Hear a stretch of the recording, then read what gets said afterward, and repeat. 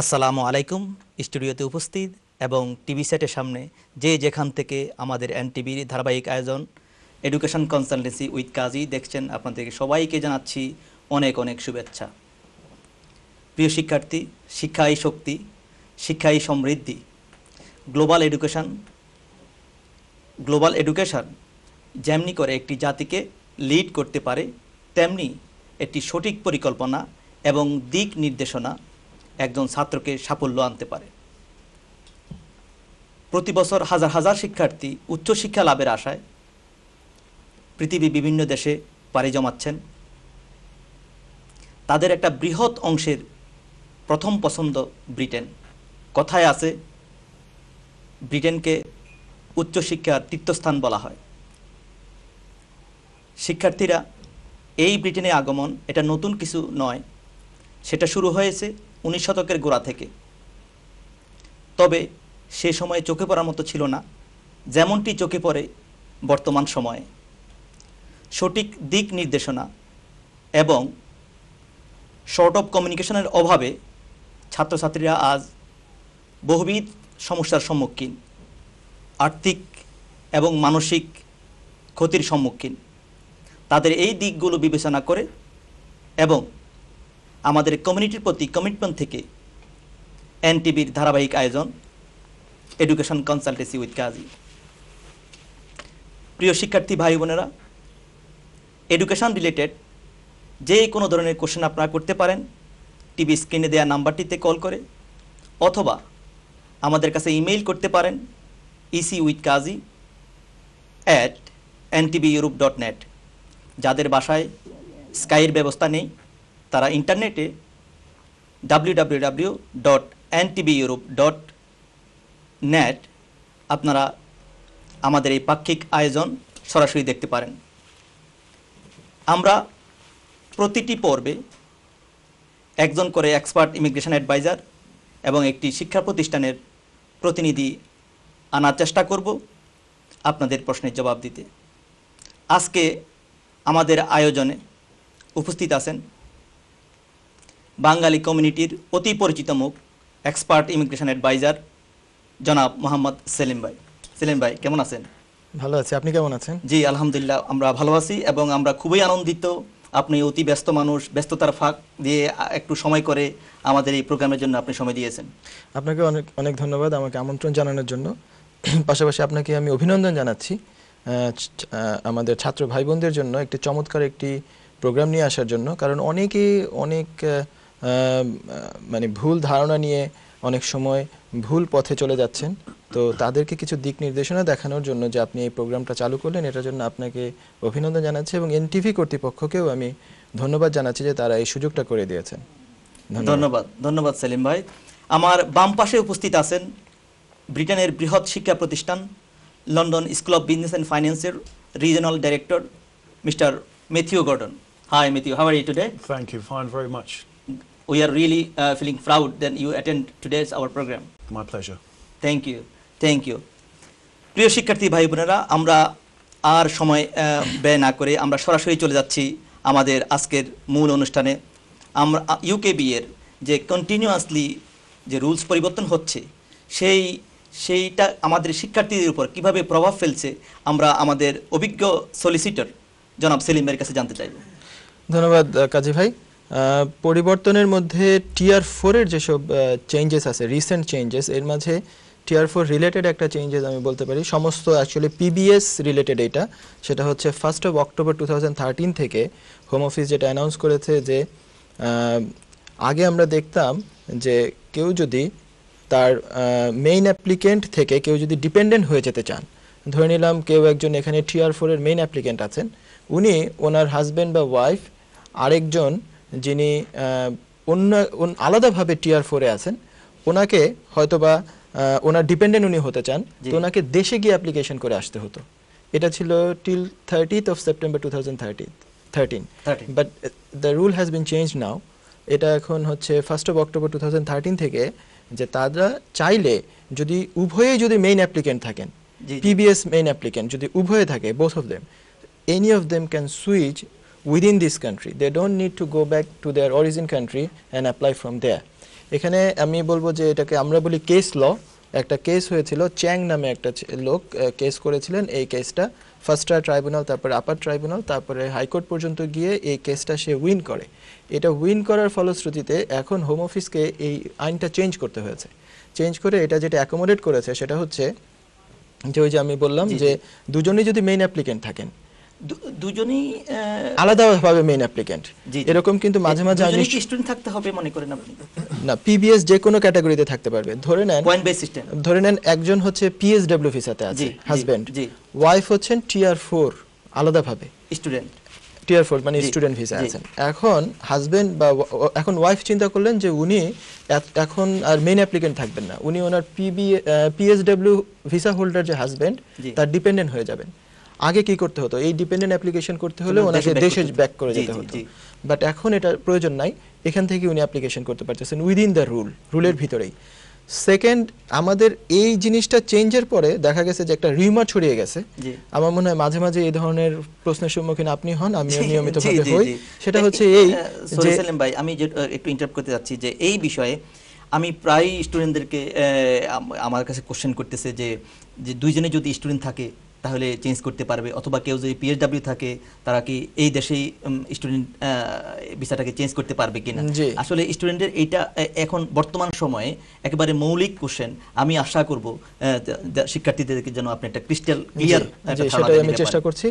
আর তবে একটা জিনিস আমি স্মরণ করিয়ে দিতে চাই যে টিআর4 এর মেইন অ্যাপ্লিকেন্টের কেউ যদি ডিপেন্ডেন্ট হতে চান তাহলে কিন্তু পাশাপাশি আরও কিছু রিকোয়ারমেন্টস মিট করতে হয়। তার মধ্যে খুব ইম্পর্টেন্ট রিকোয়ারমেন্টস হচ্ছে টিআর4 এর যিনি মেইন অ্যাপ্লিকেন্ট ওনাকে লেভেল 7 এ স্টাডি করতে হবে। 2 নম্বর হচ্ছে হায়ার এডুকেশন ইনস্টিটিউশন, যেটা হচ্ছে স্পেশালি মোস্টলি হচ্ছে the universities, the big universities, almost all the universities in the UK, they are higher education institute. HEI, not highly trusted. Don't HEI, higher education institute. Not to be confused with highly trusted. The universities can be highly trusted or not. There are some universities who are only A rated.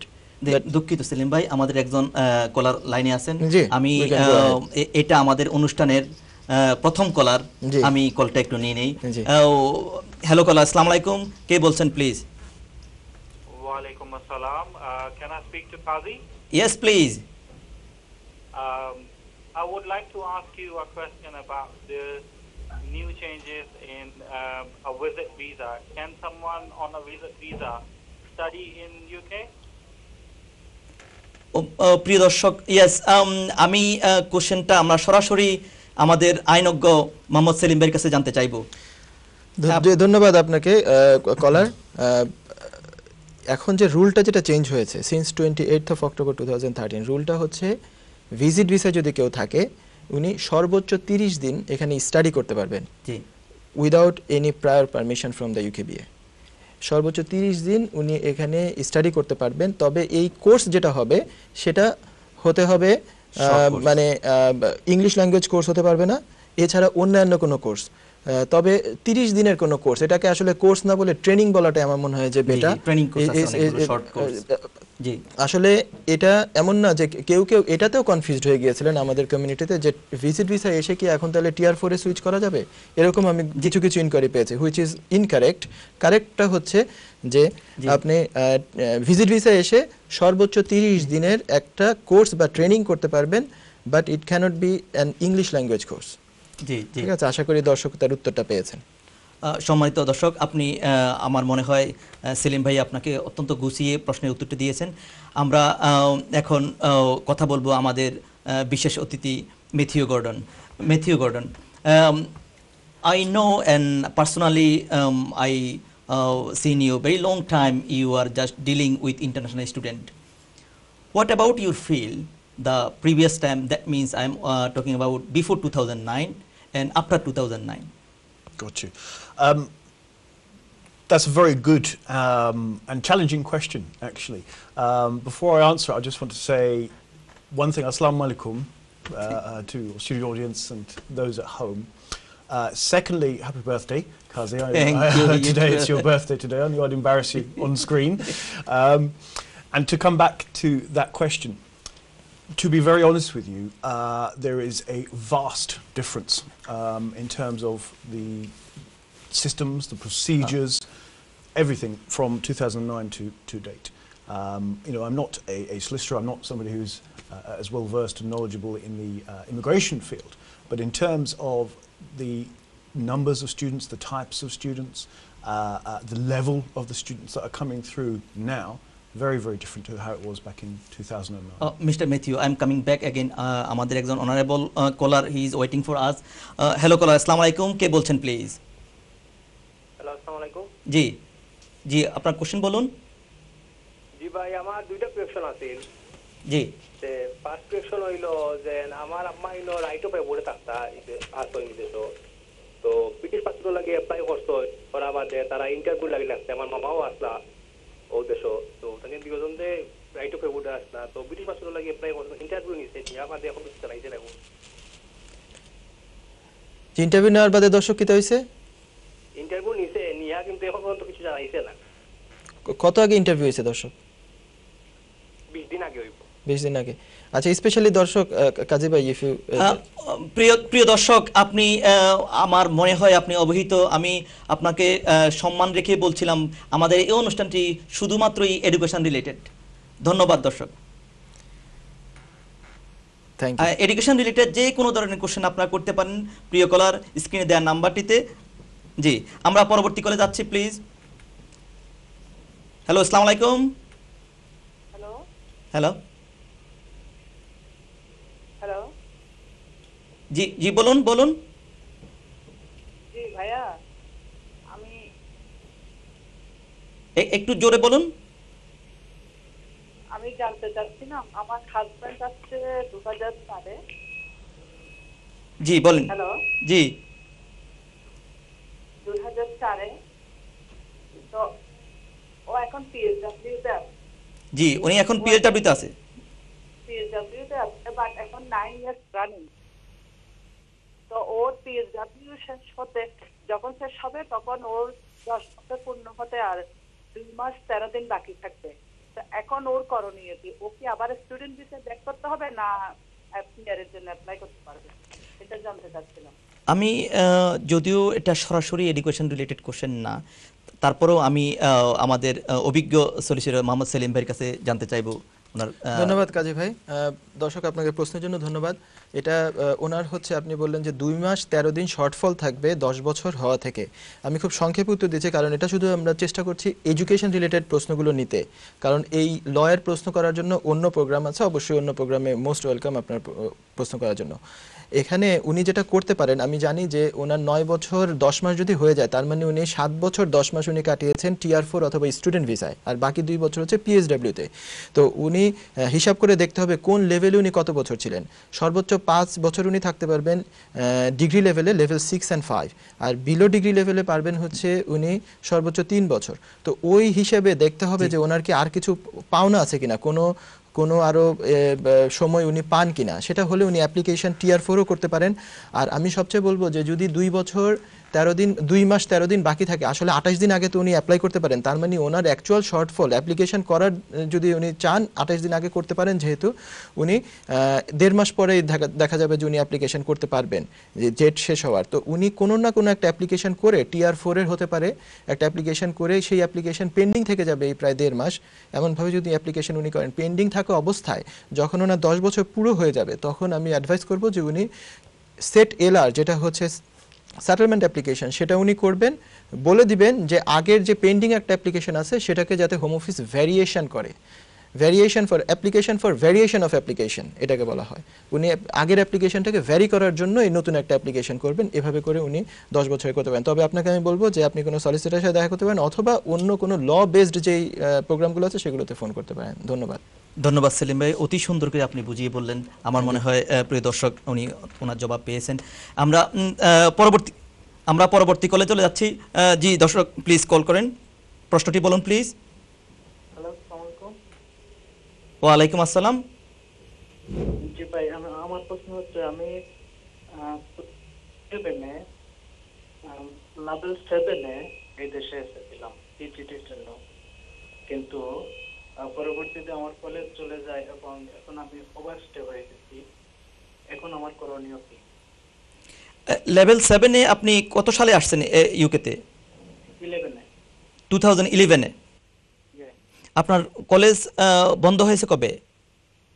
College বন্ধ হয়েছে 12-এর ফার্স্টে, এটা কি revoke হয়ে গেছে না সাসপেনশনে আছে? সাসপেনশনে। আপনার ভিসা এক্সপায়ার কবে? ভিসা এক্সপায়ার হচ্ছে 12-এর জুনে। সেলিম ভাই, দর্শক, আপনি কোনো অ্যাপ্লিকেশন করেন নাই 12-এর জুনে যে আপনার ভিসা শেষ হয়ে যাচ্ছিল তখন কোনো অ্যাপ্লিকেশন? এখন আর কিছু করি না, এখন আমার করণীয় কি? আচ্ছা দর্শক, এটা আপনি লং টাইম যাবত ওভার স্টেয়ার, আপনার অ্যাপ্লিকেশন যে কোনো অ্যাপ্লিকেশনই রিফিউজ হয়ে যাওয়ার কথা। পিবিএস অ্যাপ্লিকেশনে you cannot be an overstayer more than 28 days. Then if you are there over stay for more than 28 days, then the applications will be automatically refused.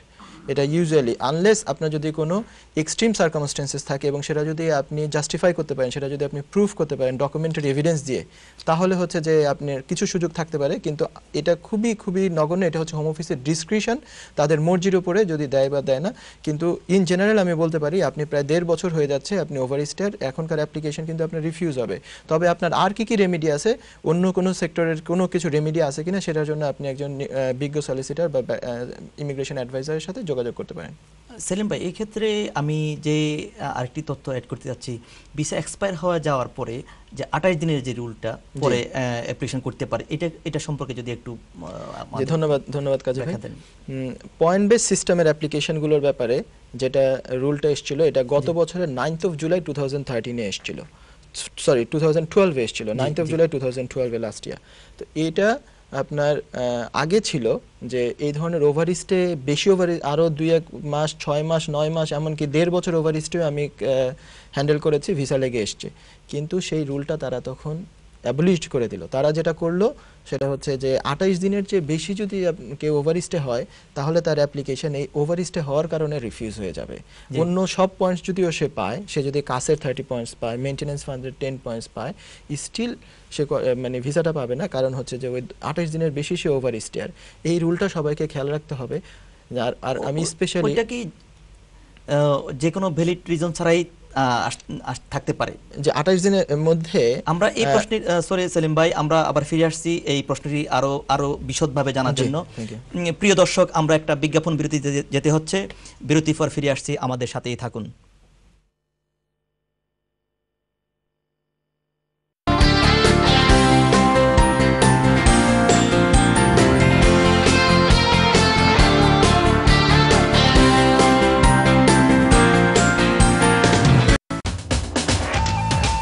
আপনারা দেখছেন এডুকেশন কনসালটেন্সি উইথ কাজী,